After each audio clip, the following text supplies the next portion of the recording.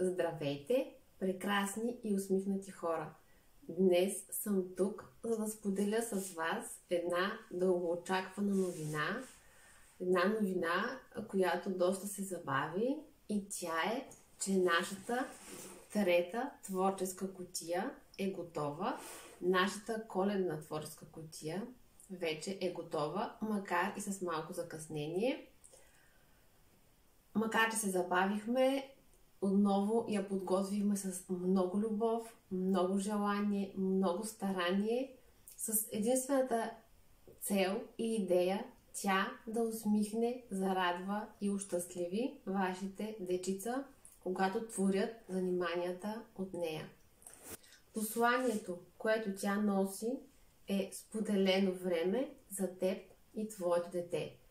Тъй като заниманията, които сме подбрали в тази творческа кутия, както и в предишните наши творчески кутии, са такива, че да предразполагат детенцето заедно с своя родител или братче, сестриче, които са по-големи, могат да творят заедно и заедно да прекарате едно пълноценно, споделено време и да създадете едни незабравими спомени. Спомени, които дълго време ще помните, когато се върнете към тях и в точно тези коледни дни, които предстоят сега, и с заниманията, които сте сътворили заедно с вашите дечица, да ви усмихват и да топлят сърцата ви дълго време. Сега ще я отворим заедно и ще видим какво сме сложили този път в нея. Мисля, че този път кутията се получи наистина вълшебна, носеща много коледно настроение, много усмивки и предразполагаща за много забавления. Този път решихме да организираме кутията като адвент календар за последната седмица преди Коледа. Във всеки един ден от 7-те дни от седмицата ще има по едно занимание в кутията.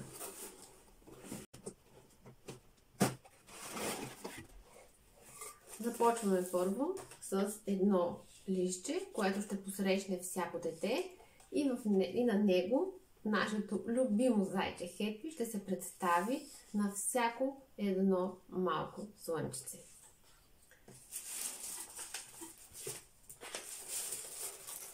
Ето как изглеждат и пликовете в кутията. На всеки плик има номерче, което детенцето трябва да намери съответния ден и да направи съответното изделие. Ето така изглеждат пликовете. Отново, като помощни материали, има 12 мини моливчета с посланието "Усмихни се", за да носи усмивки на всяко малко дете. Има ножичка,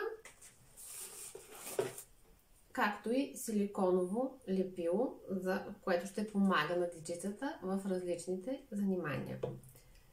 Има и още няколко помощни материали, които не успяхме да сложим в пликовете, но за тях ще разберете, когато отворите кутията.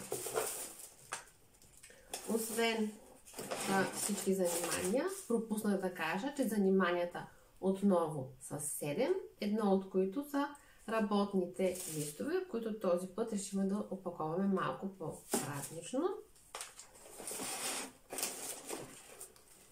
Отново, като изненада и подарък от зайчето Хепи, ще има по едно такова пликче за всяко детенце, като неговото съдържание няма да издавам сега, нека то остане изненада за всяко дете.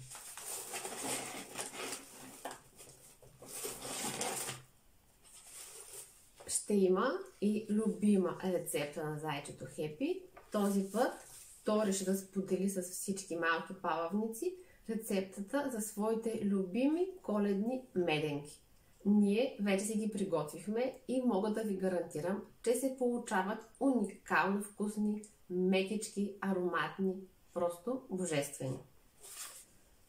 И последното нещо е сертификат за най-послушно и сръчно дете, който този път ще бъде персонализиран с името на всяко детенце. За тези, които са вземали нашите предишни кутии, знаят, че като подарък от нас, освен подаръците от сайтето Happy, като подарък от нас получавате и персонализация на кутията. Разбира се, това е за всеки, който желае. На капака на кутията може да бъде изписано името на детенцето, за което е тя. И сега, може би, дойде най-чаканият момент да споделя с вас какво представляват заниманията, които този път подбрахме в кутията, като аз ще ви ги покажа в готов вид, за да видите всяко едно детенце с ваша помощ какво може да си сътвори. Сигурни сме, че заниманията ще се харесат много на дечицата и те много ще се забавляват, докато ги изработват. Аз, макар и голяма, мога да споделя, че наистина много се забавлявах, докато тествах всяко едно от заниманията. И съм сигурна, че и на вас, и на вашите дечица ще ви бъде много приятно, забавно, докато ги сътворявате заедно. Ще започна с моето, може би, най-любимо занимание, което вече изподелихме в стори в Instagram и Facebook. Това е ето този красив и много интересен свещник Фенер Снежко. Не знам дали оттам може да видите, но той наистина е като снежен, като заскрежен. Вътре се крие една чайна свещичка, която е пластмасова, за да е максимално безопасно за децата, която като се сложи вътре и се получава един много красив ефект. Съжалявам, че просто при мен в момента е светло и няма да може да го видите в целият му блясък, но когато е тъмно, създава едно много вълшебно коледно настроение. Тук искам да благодаря и на дамата, на твореца, който създаде специално за нашата кутия тези стикерчета, които ще намерите в заниманието и с което може да създадете личицето на вашия Снежко. Това е едно от заниманията. Следващото занимание е ето тази елхичка, която е с стереопорена основа и в заниманието децата ще намерят всички необходими материали, за да си направят тази елхичка и разбира се да я украсят по начин, по който на тях им харесва. Като в заниманието помпончетата са с различни цветове. Аз съм украсила само с тези 3 цвята. Следващо занимание е една елхичка за оцветяване, която е от гипсокерамична смес и всяко детенце може да оцвети. Това е занимание, което слагаме във всяка кутия, просто е в различна форма, защото установихме, че на децата това много им харесва.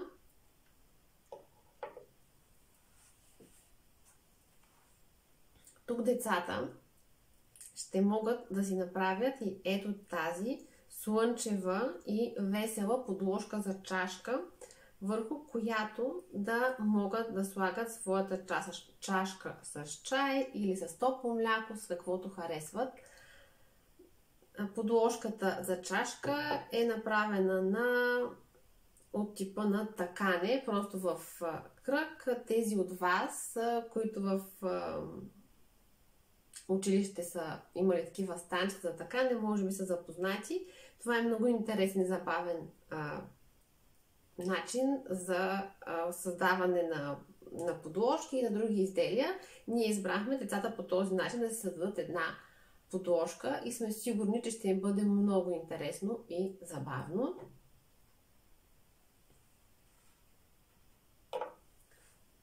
Следващото нещо, което ще могат да си създадат, са ето такива играчки за ЛХ от самосъхнеща глина.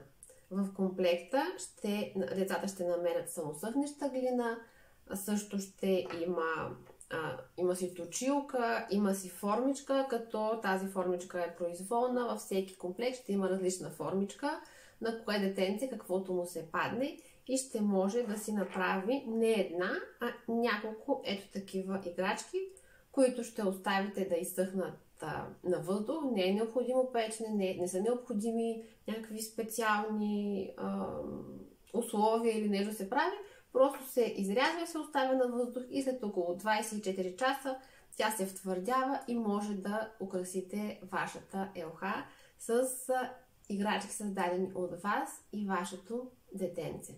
И последното занимание, което искам да споделя, съм сигурна, че ще бъде много интересно за изработка и освен интересно за изработка, то ще научи на нещо полезно вашите дечица. Вие заедно с вашите дечица ще направите едно добро дело. И това добро дело ще бъде да създадете заедно, да сътворите една ето такава хранилка за птички, която ще може да закачите на двора, на терасата, в парка, там където вие прецените и ще може да нахраните птичките през зимата. Не знам дали знаете, но зимата е един от доста трудните периоди за птичките, които остават да преживяват в България, които не отлитат на юг. И особено когато има снежна покривка, тогава за тях е доста трудно намирането на храна. И правейки тези хранилки за птички, ние помагаме на птичките, останали в България, да преживеят по-лесно зимата. В комплекта ще намерите храната за птички, формичка, желатин, другото нещо, с което да се получи тази формичка. И много лесно и забавно се прави тази хранилка, която освен едно прекрасно време заедно с вашето дете за затворяване, ще направите и едно добро дело, като нахраните птичките. В комплекта сме подбрали и информация, която да прочетете на вашето детенце за птичките, които остават да зимуват в България, за това защо се нуждаят от храна през зимата, как това им помага, както и някои птички сме изобразили с техните изображения, за да може детето да се научи да ги разпознава. А когато сложите хранилката на място, където прецените, ще можете заедно да наблюдавате как птичките идват и се хранят. Мисля, че това ще бъде наистина едно незабравимо преживяване за всяко детенце, а и ще научи нещо ново. Това са всички занимания от коледната творческа кутия, които избрахме да сложим.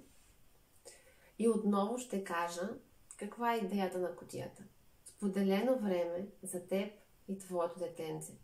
Така сме създали нещата, че всяко едно занимание от тези, които ви показах, може да бъде направено съвместно от вас и вашето детенце. Защото всяко дете обича времето прекарано с мама и татко. Това са най-безценните моменти. А какво по-хубаво време от тези предколедни и предпразнични дни, които да прекарате с вашите деца, да творите, да създавате, да се забавлявате, да се смеете, да създавате едни прекрасни и незабравими спомени, които ще топлят и вас, и вашите дечица. Дори децата да са по-малки и да не помнят тези моменти, то във вас те ще останат завинаги. И винаги ще топлят сърцата ви.